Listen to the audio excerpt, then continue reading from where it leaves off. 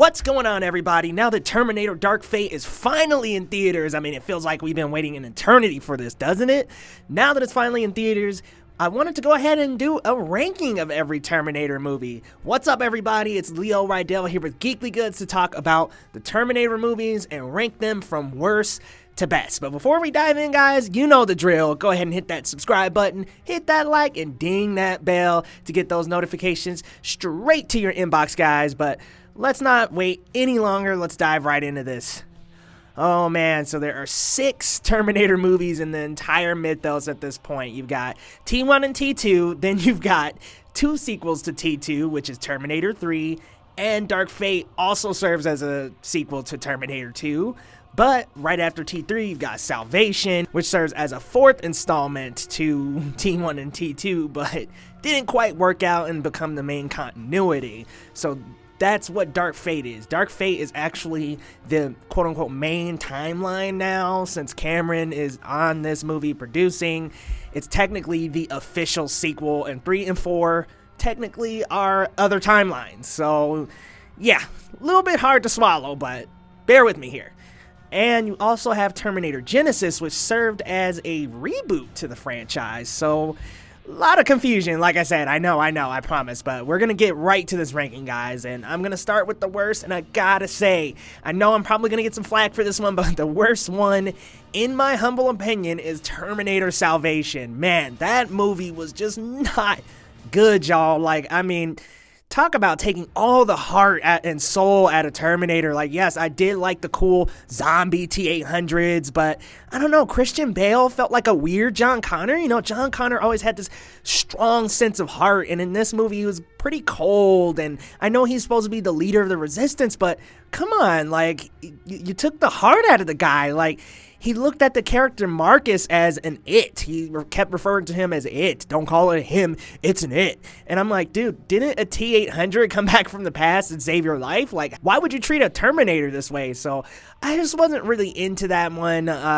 Bryce Dallas Howard was very underused. She's a great actress, but I mean, she didn't really play a great Kate, in my opinion. And I did like the Marcus storyline, but it wasn't stretched out enough. And I thought his character's end was pretty crappy. I mean, they ended with him giving his heart to John Connor, and I just thought, I don't know, a little messy. And it is kind of a wide open ending, and I will admit, I did want to go to the future.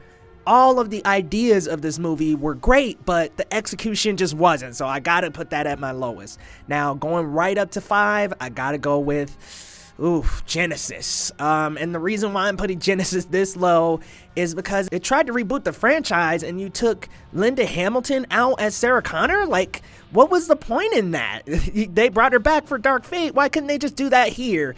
And I wasn't too big on the Terminator, like, raising Sarah Connor. And, you know, Arnold was pretty funny in this one, but I don't know, it just didn't really work for me. And I really wasn't a fan of the whole Pops thing. Like, I don't know, having him be her guardian was weird to me. I don't know, Genisys and Jai Courtney as Kyle Reese just didn't fit. Same with Emilia Clarke as Sarah Connor, just not a good fit, in my opinion. And the movie was just all over the place. It was clunky. I mean, it looked great, don't get me wrong. 2015 CGI on a franchise that was started in 1984, it looked awesome, but I don't know, a lot of fan service, and the cast for their roles, just not great.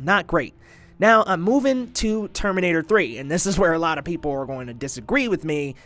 I didn't think 3 was that bad. The worst quality to me of 3 was John Connor himself, because we're supposed to be looking at a budding resistance leader here, and come on, he was like squirmy and kind of just trying to get by, and I thought it was weird to have him at 25 years old squirming and just kind of out of the way. And I don't know, that one is also kind of forgettable. I did like that female Terminator, but I didn't think she had enough screen time, and I don't know, that one was okay. It wasn't good, it wasn't great, it was just okay.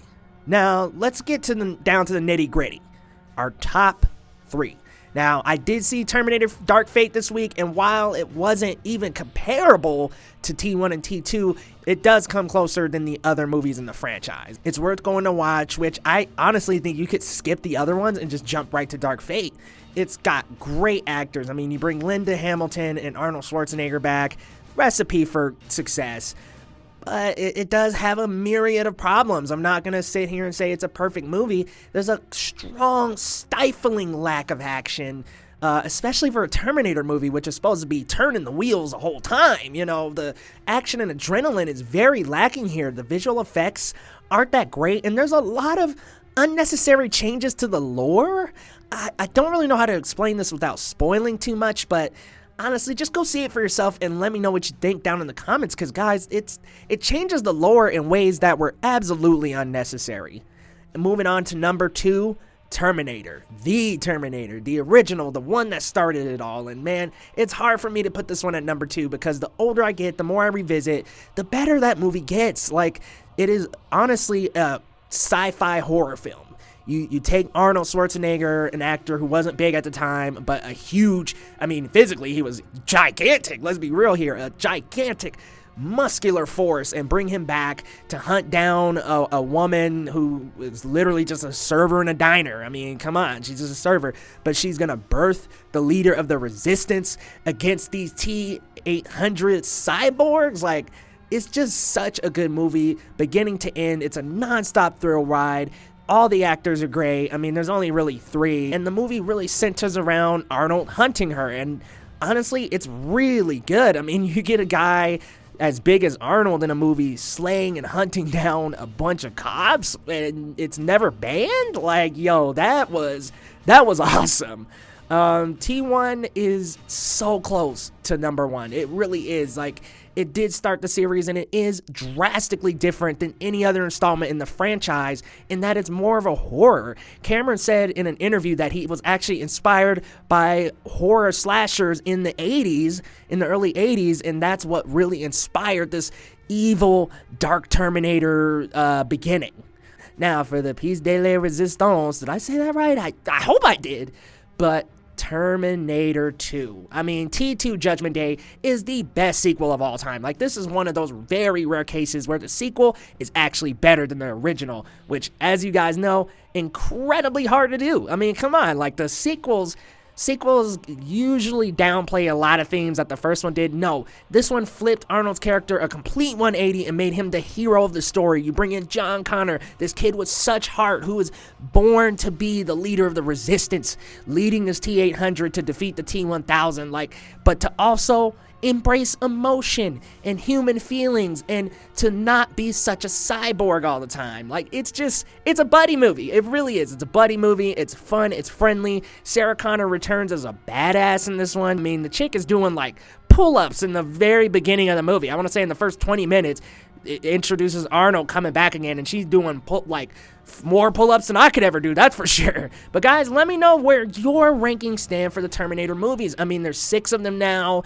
and there's so many different, there's 2 sequels to Terminator 2, there's a reboot. I mean, so many different timelines that it's tough to call, but this is my ranking, guys. I would love to know your ranking. Let me know down in the comments, and also check out Terminator Dark Fate and let me know what you think about that as well. We'll see you next time on Geekly Goods. Be sure to like, subscribe, and follow Geekly Goods on all social media platforms, and grab something from our store. We take $1 of every purchase and donate it to arts education to keep arts in the classrooms. We'll see you next time.